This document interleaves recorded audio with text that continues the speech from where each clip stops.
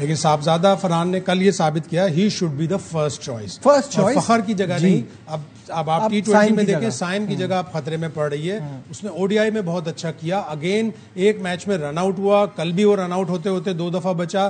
तो इतनी T20 cricket खेल ली, टेस्ट मैच खेल लिए, वनडे खेल लिए, उसके बावजूद इस तरह की टेंटेटिव रनिंग। तो साइम अयूब का थोड़ा सा लग रहा है कि अब वो उस वाले दरवाजे पे खड़ा है कि अगर उसने रन नहीं किए तो फखर वापस आएगा। फखर की बड़ी बात है कि कल फखर ने रेस्ट किया और उसने टीम मैनेजमेंट को कहा कि नहीं, मेरी जगह आप साहबजादा फरहान को खिलाएं। तो साहबजादा फरहान का खेलना कितना अच्छा साबित हुआ।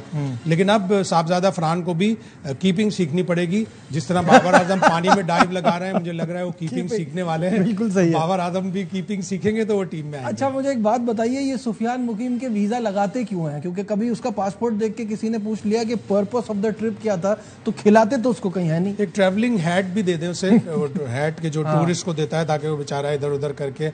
उसके साथ ज्यादती है, उसको जिम्बाब्वे साउथ अफ्रीका वाले टूर पे भी एक ही मैच में थोड़ा उसको पिटाई हो गई, उसकी रन्स बन गए। हेनरिक क्लासन के आगे कौन स्पिनर चलेगा?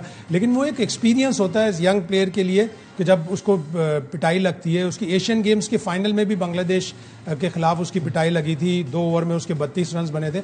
लेकिन वो सीखेगा, वो एक अच्छा रिस्ट स्पिनर है और बड़ा अच्छा ऑप्शन होता है एक रिस्ट स्पिनर आपके लिए वाइट बॉल क्रिकेट में।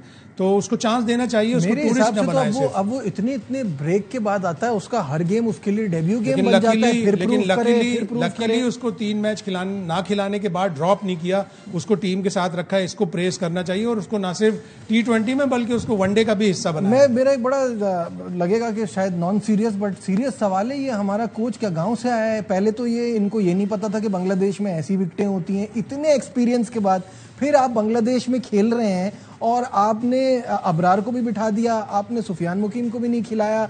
तो ये क्या प्लानिंग थी? मतलब पाकिस्तान बांग्लादेश से हारा है, बांग्लादेश से कुछ भी क्रेडिट नहीं ले रहे, उन्होंने बड़ी बड़ी टीमों को हराया अपने घर में, लेकिन हमने भी तो अपने आर्सेनल पूरी तरह से रेडी नहीं किया। हमारी टीम सही नहीं थी। फर्स्ट स्टेप तो यही होता है कि आपको विकेट की सबकी कंडीशन, आपको मैच की वेन्यू की कंडीशन आपको एसेस करनी होती है। फिर आपने दुरुस्त 11 प्लेयर्स का इंतखाब करना होता है। थोड़ा सा अगर होमवर्क करके पूछ लेते या कहीं से और जान लेते तो उनको पता हो जाता कि बांग्लादेश में ये 2 वेन्यूज हैं जहां ब्लैक सॉइल होती है। ब्लैक सॉइल पे बॉल ऊपर भी नहीं आती, बॉल डबल पेस भी होती है, स्पिनर्स को भी मदद करती है। तो पहले मैच के हारने के बाद जिस तरह उन्होंने आके कहा, उन्होंने अलबत्ता ये जरूर माना कि ये कोई एक्सक्यूज नहीं है, लेकिन आपको पता था कि बांग्लादेश की पिचेस किस तरह की होती हैं। आप कोई 20 साल बाद नहीं गए बांग्लादेश, अभी आप 2021 में गए थे, उसके बाद भी आप टेस्ट मैच खेलने गए, तो आपको पता होता है वहां की पिचें कैसी होती हैं। तो वो एक्सक्यूज इतना अच्छा नहीं लगा, लेकिन चलो देर आए दुरुस्त आए। अगर पहले मैच की थोड़ी सी प्लानिंग या दूसरे मैच की थोड़ी सी प्लानिंग अच्छी होती तो हम ये सीरीज नहीं ऐसा होता। बिल्कुल सही बात हो रही थी पाकिस्तान की वनडे और T20 टीम के हवाले से, और कल जो T20 सीरीज का इख्तिताम हुआ बांग्लादेश के खिलाफ, उसमें हमारी परफॉर्मेंस क्या रही। जो पाकिस्तानी प्लेयर्स की परफॉर्मेंस है उसके हवाले से भी एक ग्राफिक है, वो आपको दिखाते हैं। उससे आपको आइडिया हो जाएगा कि हमारी बैटिंग ने कितना शानदार परफॉर्म किया इस सीरीज में। Salman Ali Agha captain, best average best 12, average भी 12, स्ट्राइक रेट 58.5।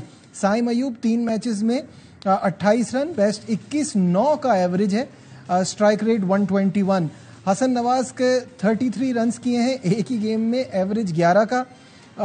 मोहम्मद नवाज ने 3 मैचेस में 30 रन किए, 27 बेस्ट, 10 का एवरेज। मोहम्मद हारिस का 3 का एवरेज। फ़खर जमान क्योंकि 2 ही मैच खेले थे, 44 उनका बेस्ट है, 26 का एवरेज। तो ये परफॉर्मेंस देखकर अफसोस हो रहा है कि हमारी बैटिंग कहाँ है। और इसमें जो मैं मोहम्मद हारिस की बात कर रहा था, कल तो वो सिर्फ वो जो जैसे नहीं होता कोई पुराना पंखा उसका वो घूमता रहता है, ऐसे अपना बैट इधर उधर घुमा रहे थे जब तक वो कैच आउट नहीं हुए। अफसोस तो मेरा ख्याल है अंडरस्टेटमेंट है। लेकिन T20 क्रिकेट खेलने के लिए भी आपको ये नहीं है कि जिस तरह सलमान आगा कह रहे हैं कि इंटेंट शो करना चाहिए, मार धाड़ करो, ये करो उठा के, लेकिन आपको अडेप्ट करना पड़ता है। आपको देखना पड़ता है कि ये पिच मार धाड़ वाली नहीं है, तो आपको थोड़ा देखभाल करके खेलना चाहिए। किसी भी प्लेयर ने नहीं किया। कल जिस तरह साहबजादा फरहान ने इनिंग्स खेली, शुरू में थोड़ा सा आराम से, उसके बाद उसने मारना शुरू किया। और आप ये देखेंगे 3 मैचों में पाकिस्तान का टोटल जो सबसे हाईएस्ट है वो 63 है, और 63 वाले ने एक ही मैच खेला, बाकी उसके बाद शायद 60 है फखर का, उसके बाद और लोअर आते रहते हैं।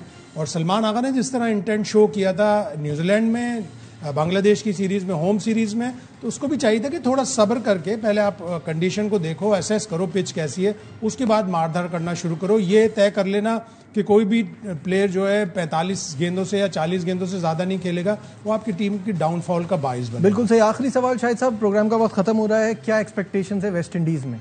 वेस्ट इंडीज में मुश्किल सीरीज होगी, स्पेशली T20। वेस्ट इंडीज पहले 2 T20 ऑस्ट्रेलिया से हारा है।